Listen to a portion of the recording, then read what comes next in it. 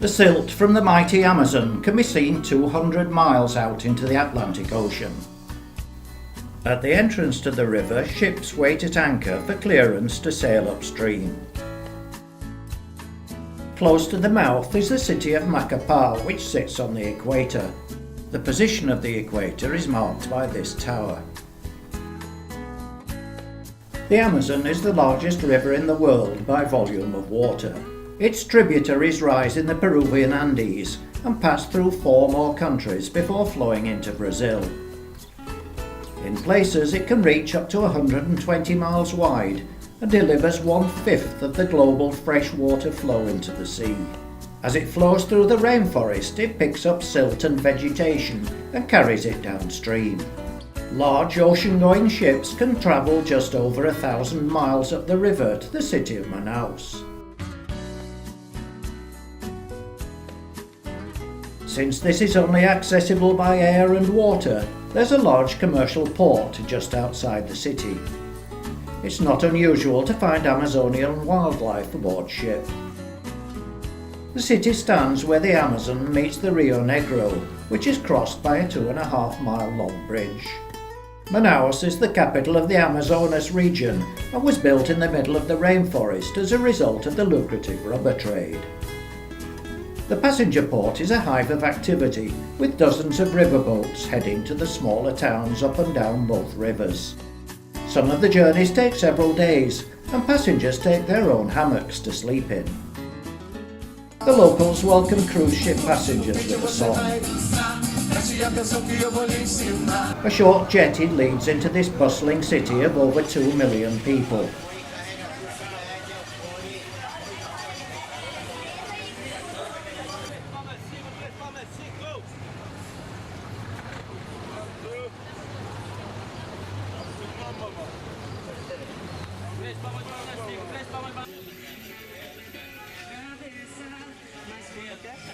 For some reason, nearly every shop seemed to sell shoes. Halfway up the main street is the little honey-coloured Cathedral of Our Lady of the Conception. The simple Greek-style building with 2 small towers is the 3rd cathedral to be built on this site, and was opened in 1878.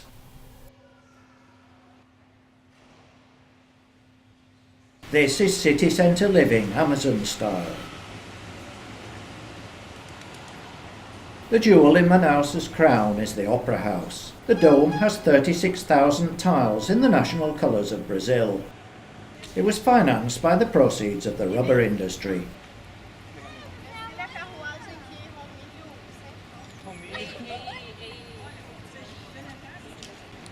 It's home to the Amazonas Philharmonic Orchestra. Most of the building materials, as well as the painters who decorated it, came from all over Europe. 3 tiers of boxes overlook the auditorium.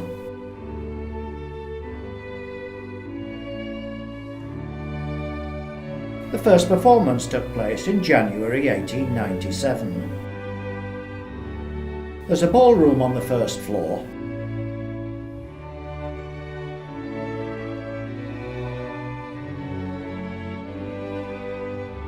In a hallway is a model of the Opera House made entirely of Lego, who once had a factory here.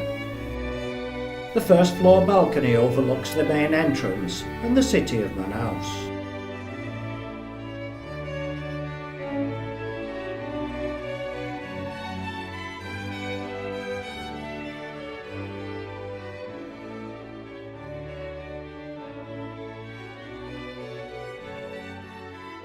Leaving the building, one comes out into a small garden which overlooks the street. Back at the floating quay with its ornate customs house is the starting point for boat trips. Plus for England.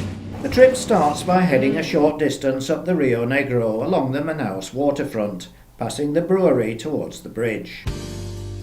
Here the boat turns and goes back downstream, passing the riverboats. Nearly everyone in Manaus has a boat, which they refuel at the floating filling stations.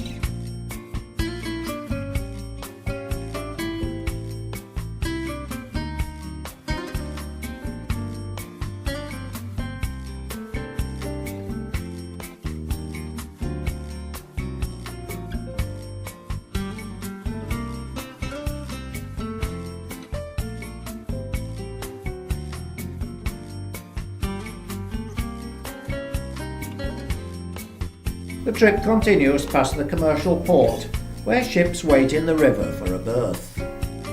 Then it comes to the confluence where the dark clear waters of the Negro meet the muddy yellow water of the Amazon.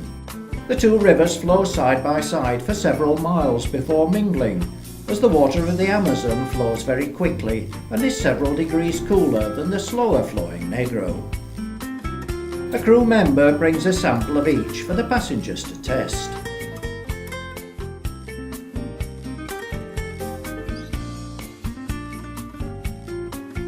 Yes, the muddy one is definitely cooler. The boat then sails up the Amazon and visits a floating village where houses, schools, churches and even playgrounds float on balsa logs, because the river level can rise and fall up to 30 metres between wet and dry seasons. Access between villages and the city is by water bus. Children learn to swim before they can walk.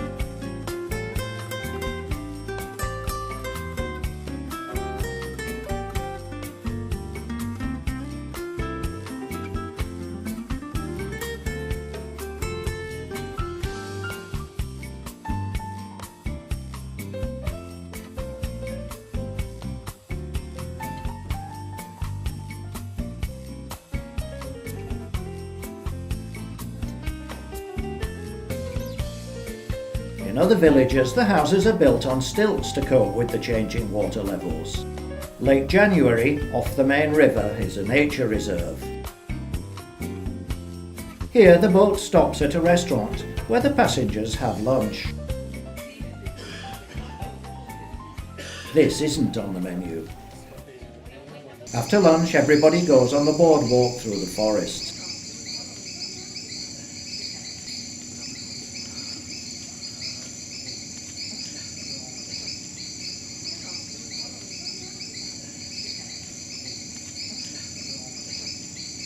Squirrel monkeys hide in the trees. The boardwalk ends at a viewing platform overlooking a pond where the pads of the Vittoria Regia water lilies can grow up to 2.5 metres across. A side path leads to a giant kapok tree. Going back along the boardwalk, the monkeys seem to have gained confidence.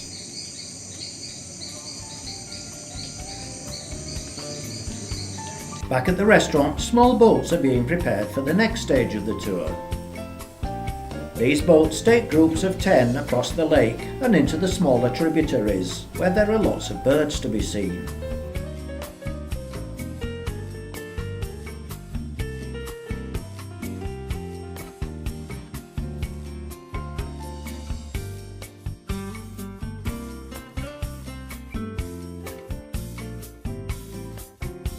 They also go closer to the stilt houses where the river people live. Some people approach the boats holding sloths and alligators which have been illegally taken from the wild and ask for money for photographs. The tour operators discourage the giving of tips in the hope of stamping out this practice. The continuous rise and fall of the river level washes away the banks and undermines many of the plants, causing the silt in the river.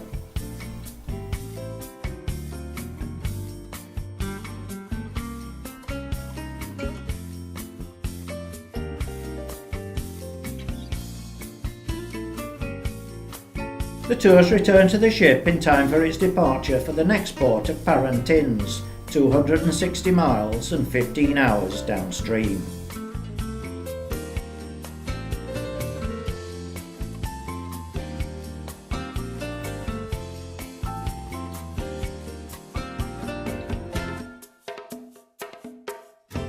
It's a tender port at the centre of millions of miles of rainforest, halfway between Manaus and Santarém.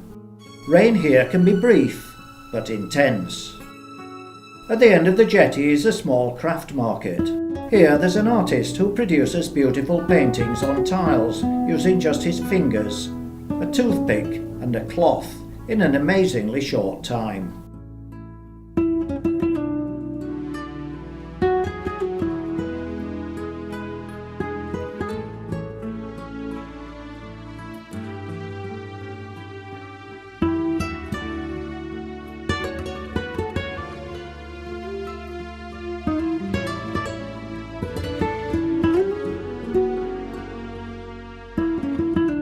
It's a real one-horse town, but people who can't be bothered to walk can ride around it in a cycle rickshaw.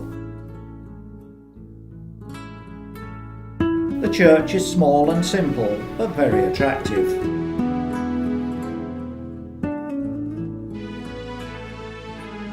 All over the town, vultures scavenge for scraps wherever they can find them.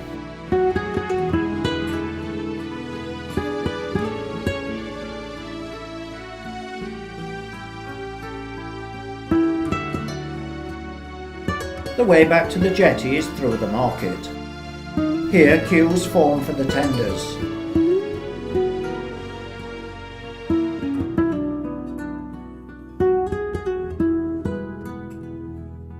Some people have brought back rather more exotic souvenirs than just a tile.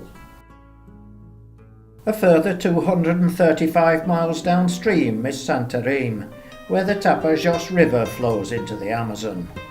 Riverboats tie up alongside cruise ships to take passengers to see the flooded forests of the Amazon. During the wet season, this island is completely submerged, and the water comes halfway up these palm trees.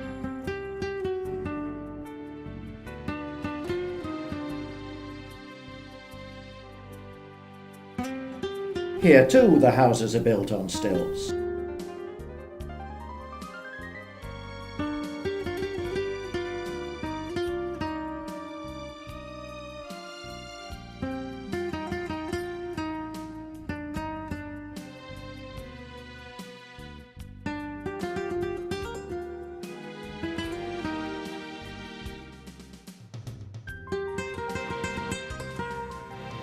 When the water is low, there are hundreds of channels between the temporary islands.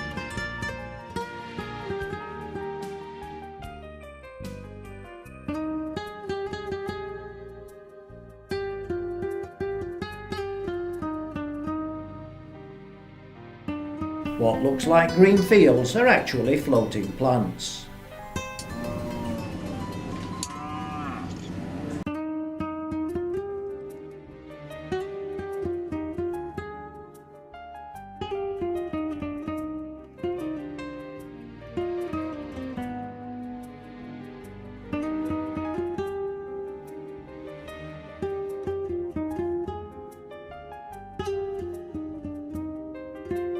In the course of the trip, the boat stops and passengers are given fishing lines baited with raw meat in an effort to catch piranhas, which will only attack when they smell blood. This is what they look like.